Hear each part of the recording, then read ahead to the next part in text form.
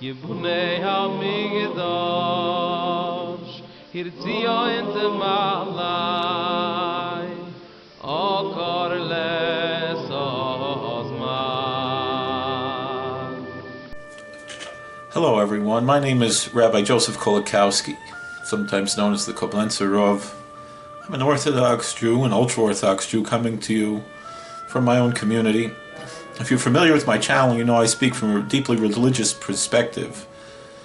One that's anti-Zionist in the sense that I oppose the idea of a secular Jewish state as a replacement for true messianic redemption, while being pro-Israel in the sense that I support Israel as an American ally, and I love the Holy Land and support the safety and flourishing of Jews who live there. However, I do not conflate these two ideas together, meaning that there's nothing necessarily political in my religious devotion to the Holy Land. I certainly believe in God's eternal promises to the Jewish communities, but I also believe that those will be realized in eschatology without political involvement. However, today I want to talk about something that's been stirring up a lot of debate lately, especially in light of recent discussions involving figures like Tucker Carlson. I know recently Michael Knowles has made a video on this subject from a Catholic perspective, and I just really want to bring this more or less from somewhat from a Jewish perspective, also from a practical and pragmatic perspective. Why is it that Christian opposition to or rejection of what's called Christian Zionism is not inherently anti-Semitic? I'll explain the history, share some context, and make it clear why this matters without telling anyone what they must believe. So let's start with the basics. So what is Christian Zionism? It's the belief among some Christians, mostly evangelical Protestants, that the modern state of Israel plays a central role in eschatology, biblical prophecy, end times events, and that Christians have therefore a duty to support the modern day state of Israel that was founded in 1948, politically and militarily, in order to help fulfill those prophecies. Some go a little further within that, but that's basically the gist of the idea. Now, this might sound like a core Christian doctrine to some folks today, especially in evangelical circles. But here's the key historical fact.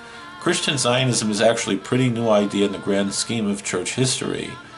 It really took off in the 19th century, thanks to figures like John Nelson Darby.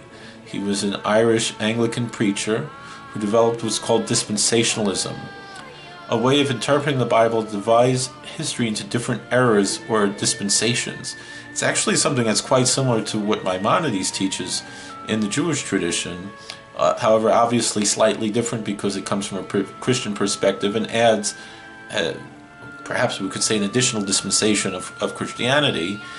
But nonetheless, this theology sees the return of the Jewish people to the Holy Land as a sign of the approaching end times. Now, this theology got popularized in America through the Schofield Reference Bible in 1909, which added notes to the Bible prompting these views. And it exploded in the 20th century with popular televangelists and books like The Late Great Planet Earth by the late Hal Lindsey. I have an interesting story about Hal Lindsey. He once was on a TV show with one of my rabbis. I consider one of my rabbis, even though I met him once, but I do ask his advice here and there. Rabbi Ariel Bar Tzadok was on the TV show called Ancient Prophecies. I believe it was on NBC back in the 90s. I remember when it was on TV. And he was on TV together with Hal Lindsey, and Hal tried to convert him to Christianity. And Rabbi Bar Tzadok said, when it happens, I don't care if it's the first coming or a second coming, as long as we can both hold hands and say, blessed is he who comes in the name of the Lord. Obviously, he didn't believe it would be a second coming, but we do have to be pragmatic in the way we deal with different people, and also realize we don't know all the answers. And really, it wouldn't make much of a difference if it was or not, at least from the Jewish and biblical perspective. But But for most of Christian history, and we're talking from the early church fathers right up through the Middle Ages and into the Reformation, the dominant teaching was something called replacement theology, or supersessionism, sometimes called covenant theology, particularly Protestants who subscribe to Reformed theology and Calvinism like the term covenant theology. This is the idea that the church has replaced the Jewish people as Israel, as the recipient of God's covenants and thinkers. These were the beliefs of thinkers like Justin Martyr in the 2nd century, Augustine of Hippo in the 4th and 5th centuries, and Martin Luther in the 16th century, obviously the famous reformer who started the Protestant movement, taught variations of this. They believed that after the beginning of Christianity with Jesus, the old covenant with the Jews was fulfilled or superseded by what they considered the new covenant through the church. Now, obviously, as a Jew, I obviously disagree with this theology profoundly. It goes against everything we hold sacred in Torah. But it's important to recognize the history and to understand that this was the mainstream Christian view for well over 1,500 years, perhaps as long as 1,600 or 1,700 years. Christian Zionism, on the other hand, that's a novel doctrine. It's a minority innovation that only gained serious traction the last 200 years, mostly among Protestants in America, even though it began in Britain. It had some traction in Britain, but mostly has been rejected in Britain as well. So, particularly that brings me to Tucker Carlson. If you've been following the news, you know he's been vocal about questioning Christian Zionism and American foreign policy toward Israel. He actually said that he hates Christian Zionists more than anyone, but he later retracted that statement or tempered it, but felt that it is a heresy and maybe include them among other heretics that he feels that he has particular animus to. And the thing that a lot of people miss, particularly this became a major issue during his interview with really my favorite senator in the whole Senate, it's Ted Cruz. And, you know, Ted Cruz was saying the Bible says we have to support Israel. And fascinatingly, Tucker Carlson didn't say the church is Israel. He said that the Jewish people are Israel, not the 1948 state, which really is the Jewish view. And interestingly, that really goes along with his own personal beliefs. Now, Tucker is an Episcopalian. That means he's part of the Episcopal Church, which is a mainline Protestant denomination, which is essentially what the Anglican Church became in America after the American Revolution. So it's a church that it's a mainline church. It's become very liberal, which is kind of ironic that someone who is so politically conservative or presents himself as such, as Tucker Carlson, belongs to such a liberal church. But the fascinating thing is that the Episcopal Church has officially stated positions that criticize Christian Zionism, even going so far as to call it a form of anti-Semitism in certain resolutions and teachings of the Episcopal Church. They argue that it reduces Jews to pawns in a Christian end-time script, ignoring our own Jewish agency and humanity. They just basically, you know, it makes Jews into caricatures instead of actual human beings. Now, let me be clear. I reject that characterization entirely. It's none of my business as a Jew what Christians believe, but I don't see Christian Zionism as anti-Semitic. In fact, many Christian Zionists have been incredible allies to the Jewish people, not only supporting Israel out of genuine love and faith, but also supporting Jews in general. I'm almost certain that the late, great Charlie Kirk, who I believe was a holy martyr, perhaps even an archetype of what we call the Mashiach ben Yosef, the Messiah from the tribe of Ephraim. And Charlie Kirk was a defender not only of Israel, but of Jews and of Judaism. He fought for the Sabbath. He fought for the Jewish yeshivas and things. He was interviewed in Ami magazine, which also interviewed me, incidentally, a few years ago, that in defense of yeshiva education. So I certainly do not believe that Christian Zionism is anti-Semitic. The point is is that even though their theology might differ from mine, their actions have often protected Jewish lives and advanced shared values. And that said, it's just as wrong and frankly just as arrogant to turn around and say that Christians who reject Christian Zionism are being anti-Semitic. Remember, this is a novel doctrine. It's not some ancient pillar of Christianity. If a Christian holds to the traditional replacement theology that dominated the church for millennia, or simply doesn't buy into dispensationalism, that's their prerogative within their own faith. Accusing them of hatred towards Jews just because they don't embrace a 19th century interpretation, that doesn't make sense. It's like me as a Jew demanding that all Christians must believe in a certain way about the Messiah or else they're bigots.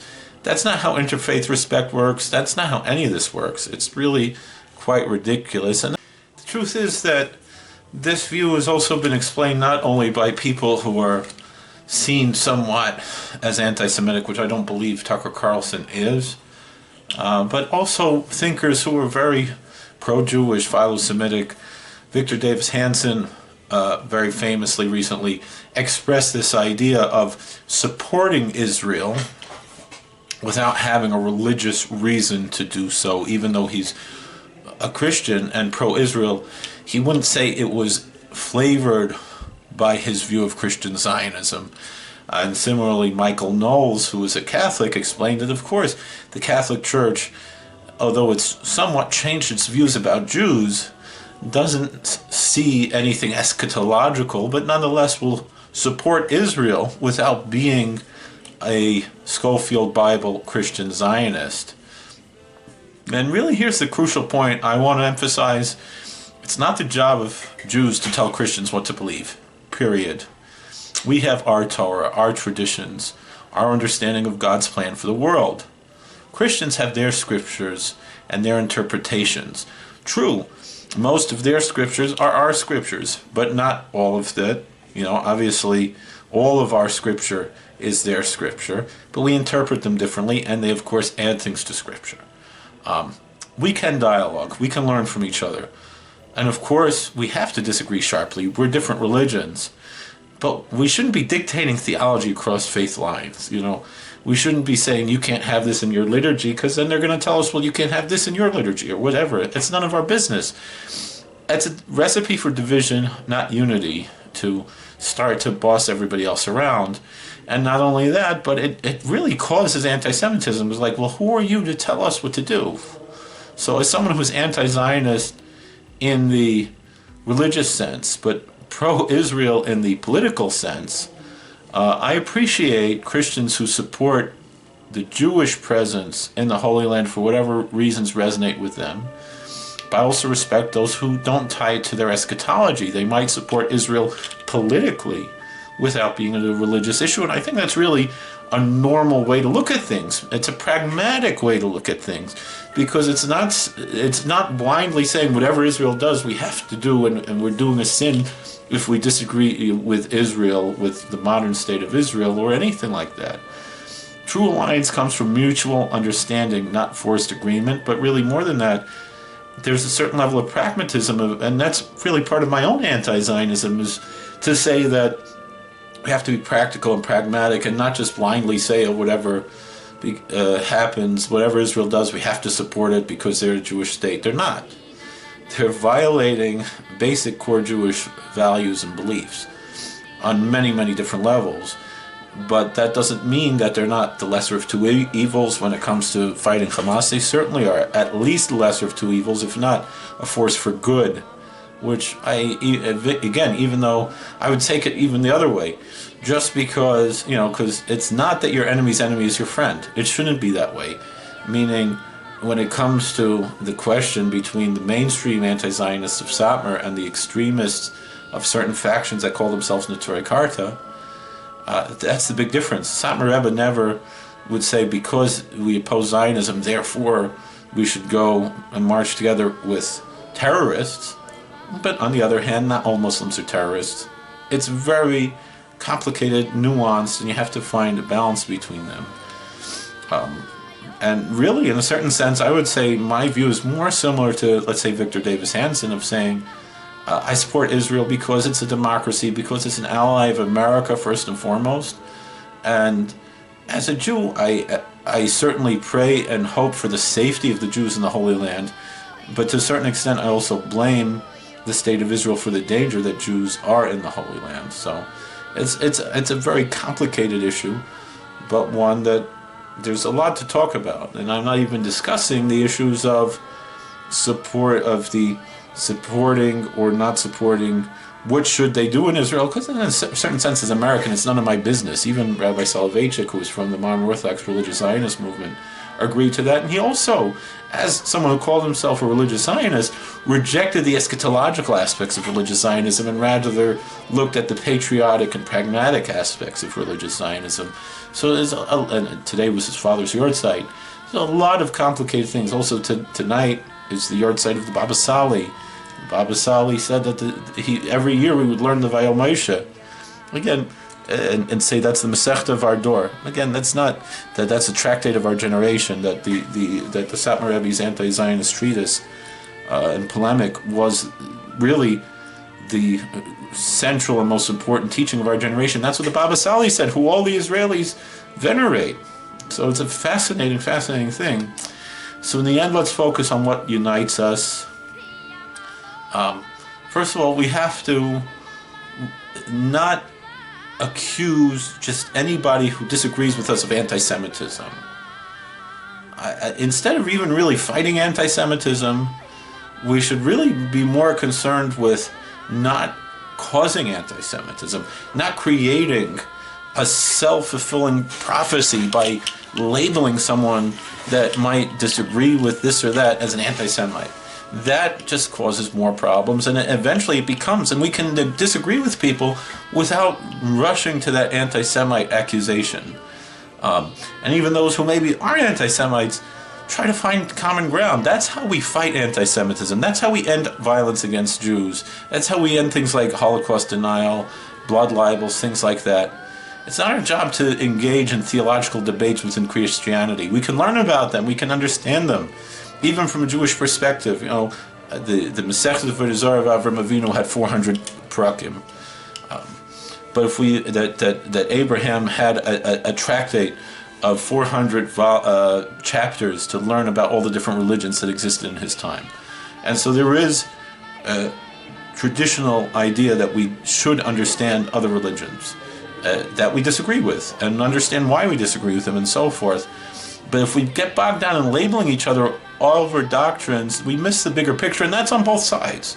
Meaning just the same for someone who believes in dispensationalism, who believes in Christian Zionism. As a Christian, this is the advice I would give to Christians, that they go and say, oh, the one who believes in replacement theology, he's an anti-Semite, and we're the real friends of the Jews. Wait a second, have a little humility. And the other side, I've heard, mainline Episcopalians, put down, poo-poo the Schofield Bible. Oh, I grew up with I remember a liberal Episcopalian priest, and she said, oh, I grew up, in an evangelical home where the Schofield Bible, that was gospel, and, I've matured past that. Have respect for both sides, understanding, explain, that's why I don't believe in this, but I'm not going to undermine or hate someone who disagrees. We have to hate evil. We don't have to hate each other. We don't have, I heard a beautiful teaching today from Rabbi Moshe Twersky in Yeshiva University, where he's explaining that you can hate someone for their wrong doctrine or their wrong practices while loving them as a person, and that both things can exist within the same person, and that hate isn't as strong as hate and love. He was explaining something that seemed to be a contradiction within Maimonides, and he explained it's not a contradiction, because as Christians often say, I believe was one of the church fathers that say, hate the sin and love the sinner. And that's really what we believe in Judaism. Yitamu chatoim in the aretz v'leichotim is a drush of Chazal, that in Psalm 104 it could be read, even though the English translations say that sinners will be removed from the earth. The plain reading of the text, although some argue about the semantics and the grammar of the text, but that sins should be removed from earth and not sinners. So God willing, may we all seek the peace of Jerusalem and beyond the whole world. Now, if this resonates with you, please like, share, and subscribe. Share your thoughts in the comments. I'd love to hear from Christians and Jews alike, as well as people of other religions or none at all. I often make videos based on the comments that I see, so I might just answer your comments with another video. Wouldn't that be nice if you enjoyed this? So shalom, and thank you for watching. God bless you, and we hope to see you again real soon. Thank you for watching. God bless. We hope you enjoyed this content. This channel has over 5,000 videos, including Torah commentary, podcasts, footage of Jewish and historical events, and much more. We are sure you will find more videos you will enjoy. Please like, share, subscribe, hit the bell button, and comment. Rabbi Kulikowski often makes videos based on questions in the comment section, so you might have a video made just for you. By helping this channel grow, you are helping to spread Torah. God bless.